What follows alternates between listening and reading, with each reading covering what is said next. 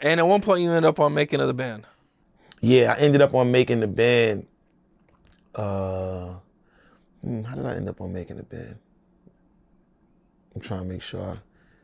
Damn. Okay, at that time, one of my managers, my man Naj, he was, you know how people always be in the studio sessions having dice games and talking, debating shit. You know, my man better than your man, my little man to kill your man. So something came up about, I guess they was in the Daddy's House studio. That was Puff's studio at the time. And I guess something came up like, oh, my man Millz will kill everybody in the house on that show. And Puff was like, all right, well, bring him through. I'll make him battle everybody in the house. You know what I'm saying? And then my other manager was like, nah, we ain't gonna do that. Pick the best person in the house. You know what I'm saying? And well, but you gotta remember at this time, and I wanna shed light on this, the band wasn't created yet. By the time, I know production now. So I know we might have filmed that shit in January. It might not have came on to November. The band wasn't formed yet. They were still like trying to see who was gonna make the band. So when Ness battled me, he wasn't in the band yet. If that's why, if you notice, you see Mysterious and Freddie, you see all sorts of people standing around that never really made the band. So that was kind of like his proving ground for him. Like he kind of had to come out here and go crazy, and he did. They edited it however they wanted to edit it down, whatever. But I ended up going down there that I don't night. know, but the first time I seen you or heard of you, you just destroyed some dude in front of Puffy, man. Okay, that was I think that the was dude like had, that was a Smack DVD. okay, that was that might Saya have been Castro. Smack. Okay. That was the first Smack DVD I ever did, and I think that was after the Ness battle, and I remember how, because when I had already knew Ness. Shout out to Ness. I had already knew Ness through my man Daou from Harlem, right? Shout out to Da. He put me on with Ness, so I knew him before I battled him. I got kind of cool before I battled him, but we had the battle. Like you can't say, oh, nah, this is my man Puff, I ain't about to battle him. And I wasn't about to tell Puff that, because I want to prove myself. He knew me since I was 14, 15. I ain't 14, 15 no more. Shit is a little bit different now. You know what I'm saying? I wanted to prove that. So if you look at my battle with Ness, I'm very calm. I'm not talking a lot of shit, but when I rap, I'm going crazy, and then I just stop and I look at Puff. You know what I'm saying? So by the time I battled Saya Castro, I remember after I battled Saya Castro, when he stopped it and everybody went back, and we went upstairs back in Daddy's house, he was taking his jewelry off at the pool table. Everybody who been to Daddy's house know that infamous pool table. He taking his jewelry off at the pool table. This is Diddy. And he was like, yo, I was asking him when we went downstairs, like, you sure you want to do this? Like, I seen Kid get busy before. He's nice. Now, I'm a ride with you because you hard artist. I'm riding with you. But you sure you want to do this? Because I don't know how busy you get, but I know Millz get busy. He said Saya Castro was like, bet. And shout out to Saya Castro, because he was nice. I don't want people to think he was just like, am I lying, Dre? They was like, Saya Castro was that dude at that time. So, but when the DVD came out and they saw my battle with him, people just started trying to clown him like he was never nice. So I want to shed light on that. Saya Castro, he used to get busy, but that's how the Ness battle came about with me and Ness, and from there, that's when the Smack battles came. What were things like with Puffy when you were going through all this? Nah, it was cool. It was, and shout out to Diddy. It was never no issue. Puff and one of my managers at the time is like family. You know what I'm saying? So I that whole situation with Smack and Puff and me, that shit was just timing. None of it was planned. We ain't know how big Smack DVD was gonna be. I had been doing battles in the street like that. It was just somebody happened to pull a camera out in the midst of it. Like, I was already J Millz when you saw me. Like, by the time y'all saw me on Making the Band and Smack DVDs, I was already like that off camera. Like, everybody in the city knew that. Everybody in the labels knew it. But I was just kind of like the mixtape battle rapper.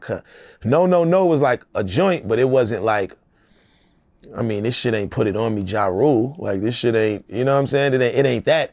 But I was always on their mental. I was always on their radar. You know what I'm saying? Okay, and now you probably got a pretty good buzz going. Yeah, I was. Everybody knows who you are. Are you still with the label? Have you know what I'm saying? At what point? At what point you mean? And what label? Okay, well, you had your solo deal. Did that not last long with the No joint? No, my solo deal with No, I was on Warner Brothers. So that lasted for about a year and a half, 2 years, close to it. And then from there, I went, What happened with it? just didn't work. I think at that time they was trying to do, they was trying to get into the rap shit more. And it wasn't, like, it was like me, Lil Scrappy. You know, I remember Lil Jon had B&Me over there. It was like Trillville, Lil Scrappy, me. They had like a couple other people, but it was like we just trying to get our rap shit popping again, like right now. I remember like Tom Wiley had just came over there from Interscope. It was like, it was musical chairs time. So I kind of got caught in that and shit just didn't work. And they let me leave with my, like with everything. Like they let me leave with my master, like, well, just take your shit. I guess I guess my big homies and all that, they must have made so much fire in the office. That's like, you know what? You can keep all of the music, the masters, everything. Just go. We don't want no issues. So they took me back, which was my first deal when I was in a group was at Motown. It was a single deal. Remember I told you it was a single deal. Then I got the deal for No No No with Warner Brothers. Now I'm out in Cali a lot. I'm experiencing that. I had never been in California, but now I'm coming to the Warner Brothers office in California. They got me staying up in the city walking. You know, it's just like, oh, this is different. Then I go back to Harlem. So when that was over, I went back to Universal. Shout out to Kedar Massenberg. He was just about to leave Universal. And my manager just had a real good relationship with him. And had a real good relationship with him because he had gave us our single deal when we had the single deal. So he gave me my deal before he left Universal. Like he just kind of like did some shit like, yo, Millz got some shit. And he looked out, he gave us a situation at Universal. And I know what your next question is, so what happened with that situation? What happened with that situation was Sylvia Rhone came over to Universal. I always get caught in some musical chair shit.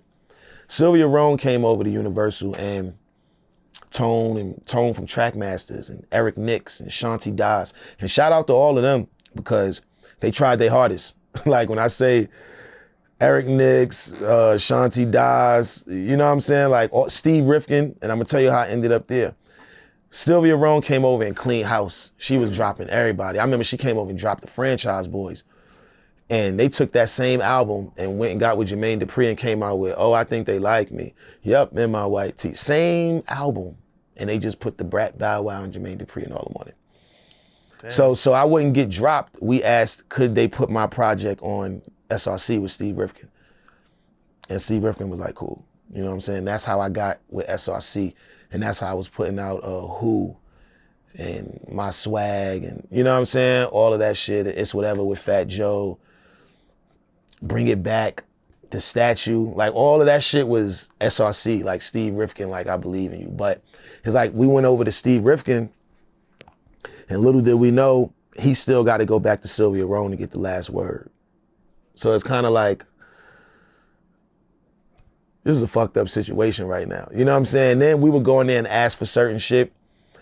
We would ask, I don't want to throw nobody under the bus, but we would ask for, no, I'm not gonna do that. We would ask, well, you know, you're an artist and you got a wish list for your remix. I want to get this artist on the list. She was like, I was thinking more like, oh no. So, and you'd be like, oh, that's what you think of me. Like, okay. So at some point we just decided that this ain't gonna work and then got up out of there. And then ironically, my next situation is Young Money, which you still got to deal with Sylvia Rhone. Yeah, okay. You know what I'm saying? But shout out to Sylvia Rhone. When I was younger, I used to take a lot of shit personal. But then as I got older, it's like, man, she done dealt with so many artists before you and after you, bro. You ain't the reason that she lose no hair or she lose no sleep, bro. You know what I'm saying? So she shouldn't be the reason that you lose no sleep or you lose no hair. You know what I'm saying? It's business. And that was that. So when I was doing some research, I had seen that you talked about one time when you guys were in the studio and Kanye walks in and plays Ham for Lil Wayne. Yeah. Can you kind of take me through that?